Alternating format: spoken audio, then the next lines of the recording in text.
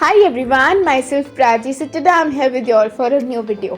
तो आज की वीडियो में मैं आप लोगों को बताने वाली हूँ कि मुझे कितनी कन्फ्यूजन हुई मेरी स्ट्रीम चूज़ करने में। अभी हमारे पास मई तक का टाइम है, मतलब अभी भी हमारे पास 1 मंथ है स्ट्रीम चूज़ करने के लिए। सो अगर आप मेरा मेथड फॉलो करोगे तो आई थिंक वो आपको बहुत ज़्यादा हेल्प करेगा। सो या लेट्स गो। किया क्या था कि एक जगह पे मैंने अपनी एबिलिटीज़ लिखी, फिर मैंने एक जगह पे अपने इंटरेस्ट लिखे, और फिर मैंने एक जगह पे अपने पैरामीटर्स मतलब अपनी पर्सनालिटी के बारे में लिखा। तो मेरी पर्सनालिटी कैसी है, अब आप उसमें क्या लिख सकते हो, आप उसमें बता सकते हो कि आपको मतलब बैठ के काम करना पसंद है या मतलब आपको एक्सप्लोर करना पसंद है, लोगों से इंटरेक्ट करना पसंद है। अब हम बात करते हैं एबिलिटी के बारे में। एबिलिटी मतलब कि आप किस चीज़ में स्ट्रॉन्ग हो, आपका कौन सा सब्जेक्ट जो है वो इतना स्ट्रॉन्ग है कि अगर आप उस फील्ड में जाने की कोशिश करो तो you will do it very well. कि आप मतलब कि आपको कॉन्फिडेंस है कि हाँ कि मैं वो चीज़ बहुत अच्छे से कर सकूँ। कौन सी अपॉर्चुनिटीज़ है मेरे पास उस सब्जेक्ट के रिलेटेड, वो फाइंड आउट करना है। अब इंटरेस्ट क्या है कि आपको बनना क्या है, वो आपका इंटरेस्ट है कि आपको समझो डॉक्टर बनना है, इंजीनियर बनना है, एडवोकेट बनना है, या गार्डनिंग, कुछ भी, होटल मैनेजमेंट, कुछ भी, किसी भी कोर्स में जाना है, तो वो आपका इंटरेस्ट होगा। अब अगर आपको अपने इंटरेस्ट को फॉलो करना है तो आप इंटरेस्ट को फॉलो कर सकते हो, लेकिन अगर आप एबिलिटी के साथ जाओगे तो आपको वो फ्यूचर में बहुत ज़्यादा हेल्प भी करेगा। क्यों? क्योंकि आप उस पर्टिकुलर सब्जेक्ट में बहुत ज़्यादा अच्छे हो। ह्यूमैनिटीज़ जो है उसमें कितने सब्जेक्ट्स हैं, कितने सारे सब्जेक्ट्स हो, कोई भी सब्जेक्ट लोगे आपके पास डिफरेंट अपॉर्चुनिटीज़ होंगी। जब आपने पेरेंट्स से गाइडेंस ली, ओके ख़त्म। नहीं, आपको अलग अलग लोगों से गाइडेंस लेनी है।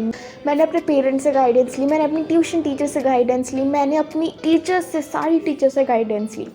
करियर काउंसलर से बात करो, मतलब करो, जो कर सकते हो करो, उसके बारे में रिसर्च बहुत करो, ताकि आपको पता चले कि अगर मैं ये पर्टिकुलर सब्जेक्ट लूँगा तो इसमें ये सारी चीज़ें हैं जो मैं कर सकती हूँ या कर सकता हूँ, तो वो करो। ये भी आपके फ्रेंड्स जहाँ पे जा रहे हैं वहाँ पे मत जाओ कि आपका इंटरेस्ट उस चीज़ में है ही नहीं।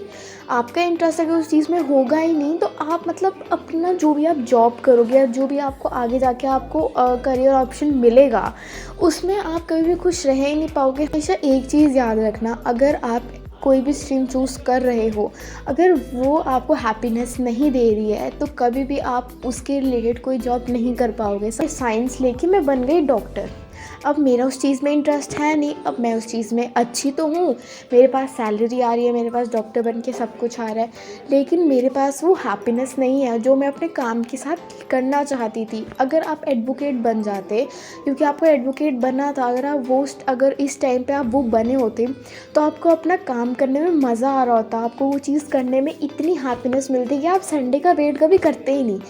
अगर आप अपनी इंटरेस्ट वाली चीज़ करोगे ना, आपको कभी भी संडे का वेट नहीं करना पड़ेगा, कभी किसी हॉलीडे का वेट नहीं करना पड़ेगा। आप चाहोगे कि मुझे हॉलीडे वाले दिन भी काम मिले, मुझे उस दिन भी काम करना है, तो हमेशा ऐसी वो चूज़ करना। और मैं ये चीज़ें खुद नहीं बता रही हूँ, मैंने बहुत लोगों से बात करी है, सबसे गाइडेंस ले रही हूँ, और जो मुझे अच्छा लग रहा है ना वो मैं एक जगह पर लिख रही हूँ और वही मैं आप लोगों को बता रही हूँ। और कभी भी ये गलती मत करना कि आपने ह्यूमैनिटीज़ लेनी है लेकिन आपकी स्कूल में ह्यूमैनिटीज़ है ही नहीं, तो आप अपने स्कूल के हिसाब से चूज़ करोगे। कभी भी अपने स्कूल की वजह से अपनी स्ट्रीम मत चेंज करो, जो स्ट्रीम आपको चाहिए उसके अकॉर्डिंग स्कूल चूज़ करो। कभी भी आप उस पर्टिकुलर स्ट्रीम या उस पर्टिकुलर जॉब जो भी आपको करना है उसके रिलेटेड कभी भी अपनी रिसर्च मत छोड़ना, क्योंकि आप जब भी रिसर्च करोगे ना आपको नई नई चीज़ें मिलेंगी, ठीक है।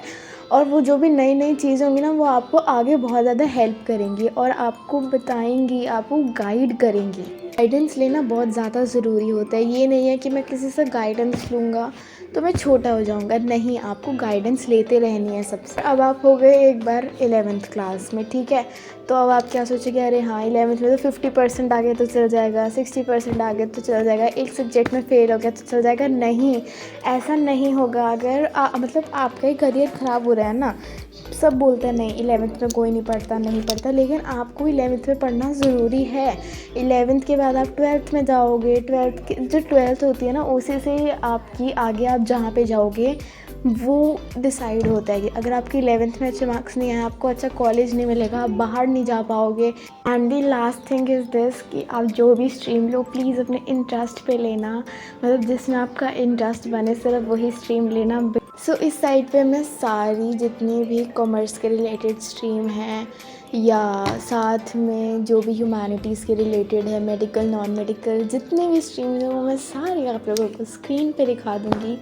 सो yeah thanks for watching everyone, bye bye.